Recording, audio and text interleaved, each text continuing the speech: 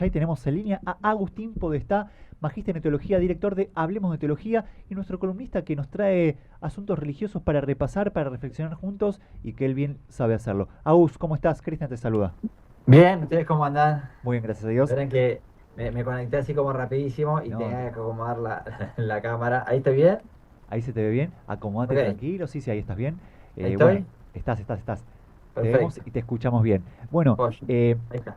para arrancar, el Papa León XIV lanzó Magnificat Humanitas, la primera encíclica de su pontificado. ¿De qué trata esta encíclica, Agus? Bueno, trata sobre la persona humana. Esto es importante decirlo porque se difundió de que, bueno, se trataba de la inteligencia artificial.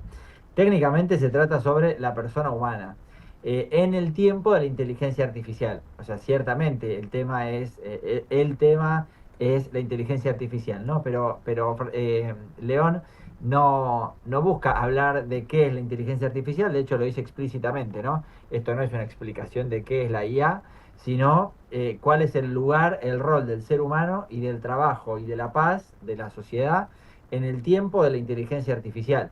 Importante esto, ¿no? Porque él dice, bueno, León XIII, por ejemplo, él toma el nombre de León XIV, de León XIII. León XIII fue el papa que en 1891, en plena revolución industrial, en Europa lanza la encíclica Rerum Novarum, ¿no? Que decimos que es la primera encíclica de la doctrina social de la Iglesia. Y dice, y León XIII tampoco explicaba el funcionamiento de las máquinas de la revolución industrial, ¿no? Cómo funciona la máquina a vapor, cómo funciona la máquina que produce determinado producto industrializado, ¿no? Sino que hablaba León XIII de la dignidad del trabajador que estaba del obrero, ¿no? Del proletariado, que estaba siendo fuertemente explotado, que estaba en condiciones prácticamente de nuevas esclavitudes en ese contexto. Bueno, acá León XIV dice lo mismo, ¿no? Dice, hoy en día también estamos viviendo nuevas esclavitudes por cuestiones de la tecnología, de la inteligencia artificial, del desarrollo tecnológico, del paradigma tecnocrático, de la economía mundial, que aplasta también, que es aplastante, que es opresora frente al ser humano. Por tanto, hay que volver a mirar al ser humano y la dignidad del trabajador. Bueno, hoy en día, con esta nueva revolución industrial, diríamos revolución tecnológica, que es la inteligencia artificial. Importante marcar esto, ¿no? Ujú. Hola Agus, ¿cómo estás? Bien, ¿vos? Muy bien. ¿Qué significa que, según esto que vos nos estabas contando sobre esta encíclica sobre el Papa, qué significa que se está en riesgo de crear una nueva Babel pero tecnológica? Él pone como estas dos imágenes al principio, digamos esto, que las encíclicas de la doctrina social, si bien están dirigidas a los católicos, también están dirigidas a los no creyentes, ¿no? O a los que creen en otras confesiones. Las encíclicas de lo que se llama la doctrina social, el pensamiento social de la Iglesia, están dirigidos, decimos, a todas las personas de buena voluntad, es decir, a todas las personas que queremos un mundo mejor, creamos en Dios o no, pero surgen justamente desde el pensamiento de la Iglesia. Entonces presenta estas dos imágenes bíblicas, ¿no? Presenta por un lado Babel y por otro lado la reconstrucción de Jerusalén, y ahí presenta la imagen de Nehemías. Entonces dice, hay como dos modelos en el Antiguo Testamento que podemos ver, ¿no? Similares a lo que estamos viviendo hoy. Por un lado la Torre de Babel, que quizás conocemos el relato bíblico de esta sociedad, es un relato mítico, ¿no? Que cuenta como un cuento, vamos a decir, que cuenta esta historia de que la sociedad quería llegar a Dios, por eso construye una gran torre, una torre muy alta que llegaba hasta el cielo, buscando uniformar, o sea, que todos hablen el mismo lenguaje y tengan la misma idea. Como consecuencia, el castigo que reciben es la división. Hablar todos lenguas diferentes, no entenderse, dirían hoy los pibes, desconocerse, ¿no? Se desconocieron y a partir de ahora nacen muchas sociedades por querer justamente ubicarse en el lugar de Dios como juez supremo, ¿no? O sea, esta idea de querer estar por encima de todos, ¿no? Si se quiere, lo que está condenando Babel es la soberbia, la soberbia. Entonces, queriendo justamente reemplazar, ponerse como dioses, lo que se logra es la dispersión, ¿no? La división, la polarización, el enfrentamiento, la violencia. En cambio, por otro lado está la idea de la reconstrucción de Jerusalén. Nehemías, que cuando vuelve el pueblo del exilio, del pueblo de Israel, vuelve a Israel y ve que estaba muy herido el pueblo, estaba muy destruido inclusive físicamente, la ciudad estaba destruida, había que reconstruirla, pero ve que si cada uno quería empezar a hacer la suya, fracasaba. Entonces lo que hace es organizar el pueblo. organiza el pueblo para que cada uno ponga un ladrillo, ponga lo mejor, ponga su oficio, ponga su trabajo en orden al bien común. Y así lo que hace es organizar, ¿no? Organiza la capacidad que tiene cada uno, lo estamos diciendo hoy con categorías hoy, ¿no? Organiza la capacidad que tiene cada uno de poner lo mejor al servicio del bien común. Y así logran reparar la ciudad. Entonces dice, bueno, tenemos dos caminos. O vamos por el lado de la soberbia, el individualismo, la polarización, la violencia, o vamos por el lado del bien común, para reconstruir la sociedad todos juntos, ¿no? Todos, como decía Francisco, ¿no? El nadie se salva solo, que volvió a aparecer justamente con esta encíclica. Bueno, ¿cuál de los dos modelos queremos ser? Eh, en línea con esto, hablabas de esta, por ahí, imagen metafórica, si se quiere, de lo que es la Torre de Babel y la reconstrucción de Jerusalén. ¿Cómo es el discurso de León en Magnificat Humanitas, digamos? ¿Es de fácil lectura? ¿Aplica bastante algunas metáforas? ¿Cómo es para leerlo? ¿Es amigable? Sí, no es el discurso, si se quiere, más porteñista como tenía Francisco, que era más llano, pero no es para nada académico ni elevado, ¿no? Quiero decir, no es un lenguaje muy rebuscado, muy complicado, es un lenguaje accesible, es un lenguaje, yo diría, un poco más formal quizás que el estilo de Francisco, pero sumamente accesible, ¿no? Uno lo lee y lo comprende con facilidad, no tiene términos técnicos, no tiene, porque tiene esta intencionalidad que decíamos, ¿no? No está dirigido solo a los católicos, sino a todas las personas que queremos un mundo mejor, por tanto le habla a todos, ¿no? Le habla a todos los que quieren no seguir, como decíamos recién, por el camino del individualismo, ¿no? Le habla justamente a los que queremos una sociedad mejor. Entonces el lenguaje es accesible y no hace falta, también agregaría esto, las encíclicas no hace falta leerlas todas, ¿no? Porque es un texto extenso, es un librito, eh, pero lo que tienen de particularidad las encíclicas del Magisterio Social es que no hace falta leerlos completos para saber qué dicen, ¿no? Uno puede leer un párrafo, un capítulo, un subtítulo, ¿no? Que te llama más la atención, que se relaciona con lo tuyo. Por ejemplo, para que se entienda, los primeros dos capítulos son como una especie de manualito de la doctrina social de la Iglesia.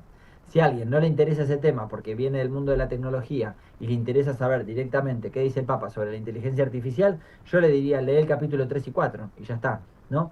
O si te preocupa la cuestión social, la paz, ¿no? La construcción de la paz, y querés trabajar ese tema, lee solo el capítulo 5, ¿no? Que es una aplicación justamente de todo el tema que viene desarrollando de la IA y la tecnología, la economía, respecto a la guerra, ¿no? Dice directamente al principio del capítulo 5, dice, bueno, hasta acá, ahora vamos a hablar de la guerra, ¿no? Y arranca a hablar de la violencia y la guerra. Entonces creo que tienen esa particularidad, ¿no? De que uno puede ir como buscando los temas que más le interesen para su propio trabajo, profesión, desarrollo profesional, política, sociedad. Ujú. Sí, pensaba que con motivo de la visita del Papa a España, que justo estuve viendo algunos de los momentos de los lugares que estuvo recorriendo, cuando estuvo en la Basílica de la Sagrada Familia, en ocasión del aniversario de los 100 años de la muerte de Gaudí, luego de la inauguración que se hace de la Torre de la Cruz y esa proyección tan linda con drones de la silueta de Gaudí, aparece una frase que proyectaron con los drones de él, que es primero el amor y después la técnica, y que va muy en línea con esto. ¿Qué significa en todo el contexto mundial actual esta visita del Papa a España y de tomar a Gaudí y sus frases también para estos momentos tan importantes? Bueno, sí, primero la última encíclica, esta que mencionamos, Magnificat Humanitas, el quinto capítulo, que es sobre la guerra, se llama Construir la civilización del amor, ¿no? O sea, toma esta premisa, ¿no? Bueno, no es que habla de no a la guerra, sino que dice, no, más que no a la guerra hay que construir desde el amor, ¿no? En línea de esto que vos planteabas recién. Eh, de hecho, tengo entendido que, no sé si a Gaudí es, por lo que leí, creo que iban a iniciar un proceso de, no sé si de beatificación o algo por el Sí, estilo. porque Algo decían así leí, ¿no? venerable. Sí. Venerable. Por justamente la importancia del acceso al arte, ¿no? Ujú. El acceso a Dios por medio del arte, la música, el arte, en este caso la arquitectura. Eh, También el discurso que dio Antonio Banderas, ¿no? También recorrió mucho, son 7 minutos, lo recomiendo también, que él habla desde la actuación, pero habla del arte en general, ¿no? Como el arte en el pueblo español fue tan importante para acceder al misterio de Dios, ¿no? Como el arte te transforma, te transporta a meterte en el misterio. Y creo que la visita de León a España fue trascendental. La última vez que habían recibido un papa fue con Benedicto XVI. eh, y a mí no me lo cuentan mucho porque yo estuve ahí. estuvo en la era justamente una jornada Claro. mundial de la juventud, con lo que esto implica, porque la JMJ lleva por lo menos 1 millón de jóvenes del mundo, por lo menos, a las ciudades donde va el Papa, y con Benedicto XVI en 2011, si éramos 200.000, 300.000 es mucho.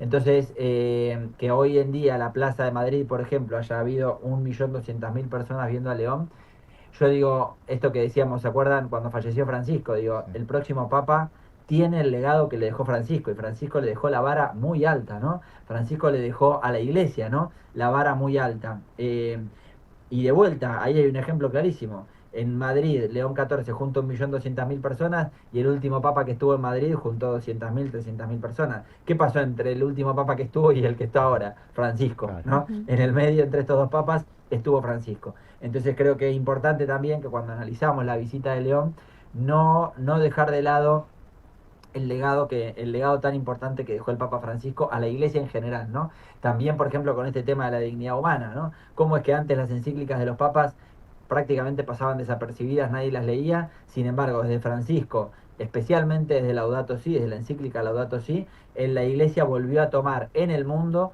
un rol protagónico en la discusión de los problemas sociales, políticos y económicos. Bueno, eso es el legado de Francisco.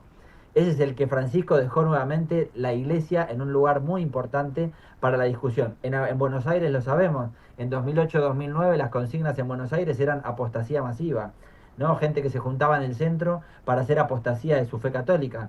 Y hoy en día nos llaman a los católicos para que vayamos a hablar a las universidades públicas, las agrupaciones de izquierda, para contarles quién fue el Papa Francisco y todo lo que decía sobre la sociedad, la política, la economía. Bueno, ¿qué pasó entre 2008, 2009 y hoy en día, ¿no? Bueno, en el medio pasó Francisco. Creo que es importante que cuando tomamos estos temas no nos olvidemos del regalo enorme, del legado enorme que nos dejó el querido Papa Francisco. Importantísimo. Y todo esto siempre desde un lado por ahí hasta se quiere ecuménico, interreligioso o con personas de buena voluntad sin licuar la fe, porque uno de sus primeros discursos populares de Francisco fue el tema de no licuar la fe. Bueno, qué bueno que pueda, que su legado haya tenido tanto alcance sin licuar la fe, sin caer en ideologías raras, sino incluyéndose todos, todos, todos, pero de cara a Dios y de cara entre nosotros, entre, por ahí, transversalmente entre nuestros hermanos, tengamos fe o no. Qué bueno ese mensaje que dejó y ese legado, creo yo, tan importante que ha dejado Francisco, no solo para la Iglesia Católica, sino también para el mundo que está fuera de ella, fuera extraeclesial, si se quiere. Y así, Sí, la encíclica, por ejemplo, Fratelli Tutti, por poner un ejemplo sí, concreto, la encíclica Fratelli Tutti, él la firma con un representante muy importante de la comunidad islámica, ¿no? Entonces hoy en día que aparecen estas nuevas discriminaciones, ¿no? Segregaciones, exclusión, guerras, ¿no? Que se le hacen, por ejemplo, a los países islámicos, no es que los exima de decir o hacer cualquier cosa, ¿no? Por supuesto, un Estado terrorista es un Estado sí, sí, terrorista, una organización terrorista es una organización terrorista, pero demonizar, por ejemplo, al Islam en general, como lamentablemente lo vemos, ¿no? Como los medios de comunicación o determinados grupos concentrados de poder demonizan al Islam en general, uno dice, momento, nosotros como católicos tenemos que recordar que Francisco nos retaría por lo que estamos diciendo, ¿no? Porque Francisco nos invitó justamente a construir con todas las religiones, ¿no? Y lamentablemente se escuchan muchas veces discriminaciones con estas mentiras que nos quieren hacer creer, ¿no? De los valores de Occidente, ¿no? O los valores del judeocristianismo que configuraron Occidente, o estas nuevas teocracias, ¿no? Desde los 10 mandamientos, todas estas estupideces que escuchamos.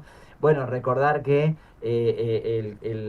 por lo menos la fe católica, que el legado que Francisco nos dejó, está orientado al diálogo con todas las religiones, que no es por el hecho de ser religioso o no, sino que es porque León lo dice permanentemente, es por el hecho de ser humanos, ¿no? También recomiendo el discurso que dio León a los diputados, ¿no? Al Congreso en Madrid. Esto es por el hecho de ser humanos, ¿no? Dice cuando les dijo, por ejemplo, que acojan a los migrantes, ¿no? Que reciban a los migrantes, que se preocupen especialmente por la educación de los chicos, que se preocupen especialmente por las personas que están en situación de discapacidad, de vulnerabilidad, ¿no? Que justamente le daba el grueso a todas las leyes de exclusión, de marginación y de violencia que viene teniendo España para con la vida, ¿no? Entonces, y ahí León le fue como al hueso, diciéndole, ojo, porque cuando discriminan o cuando violentan, por ejemplo, a un migrante, por más de que sea musulmán o sea la religión que sea, están atentando contra la humanidad, ¿no? Y atentar contra la humanidad es un problema también para los católicos de fe, ¿no? Porque estamos llamados justamente a custodiar la vida, ¿no? No importa que sea de otra confesión. Bueno, ahí es muy importante, ¿no? Porque lamentablemente se escuchan esos discursos de odio, muchas veces tamizados, ¿no? De valores, ¿no? O de moral, y son tan destructivos, ¿no? Tan dañinos para el plan de Dios. Ujú. En estos días también se escuchaba en las noticias que León designó en un rol muy importante en el Vaticano a una mujer en lo que es comunicación y también circulaban, ¿no?, en los medios comentarios sobre si venía de un sector más conservador esta persona o no. Quería preguntarte como para profundizar un poquito más en esto porque quizás uno escucha muchas cosas en los medios, ¿no? Y uno no sabe con qué quedarse. Bueno, sí, el- los dicasterios en el Vaticano son como los ministerios, diríamos, en un gobierno, ¿no? El prefecto se llama el cargo, sería como el ministro, vamos a decirlo de alguna forma, ¿no? Como un ministro, y pasa que no se eligen democráticamente, ¿no? Y bueno, los ministerios tampoco, los elige el Poder Ejecutivo. Y luego están los secretarios que serían como los vice, ¿no? Bueno, lo que cambió es que el actual prefecto del Dicasterio para la Comunicación cumple 70 años en octubre. Por tanto, tiene que presentar ya su renuncia por jubilación, ¿no? A los 70 años se jubilan estos cargos, tiene que dejar el cargo. Entonces el Papa, ya previendo que en octubre va a haber un cambio, designó a la próxima prefecta, en este caso, para ese cargo, ¿no? Que además es un cambio enorme porque es mujer, con todo lo que implica una sociedad como la Iglesia Católica, que todavía tiene rasgos fuertemente patriarcales.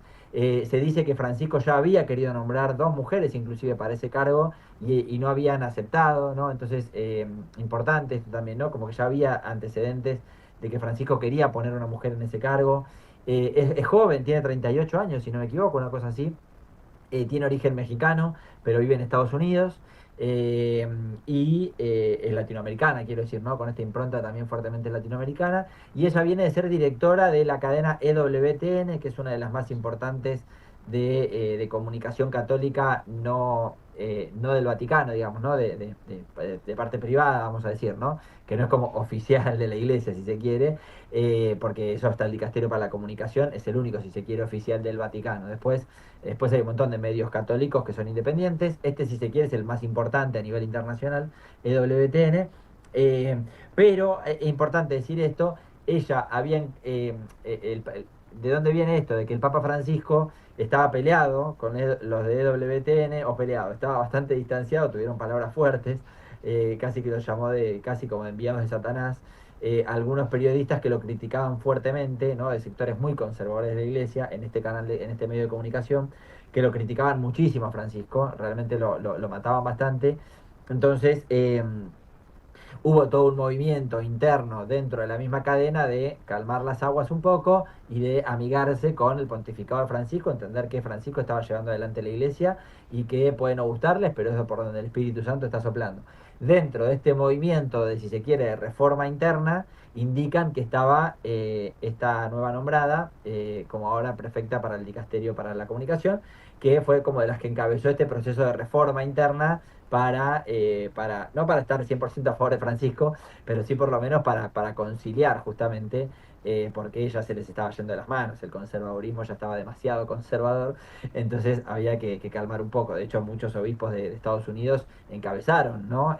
Procesos de mucha violencia contra el Papa Francisco. Bueno, en este proceso es que ella aparece, entonces esto de que estaba peleada o algo no es así, ella viene justamente de una ala más conciliadora, ¿no? No le vamos a llamar conservadora, progresista, dejemos de lado las categorías, por lo menos sí conciliadora, ¿no? Es decir, querer reconciliar justamente ese canal, ese medio de comunicación con el Papa. Así que por eso también es que León la elige, ¿no? Porque León también fue testigo de todo este proceso, no es que va a elegir a alguien que sea contrario al legado de Francisco.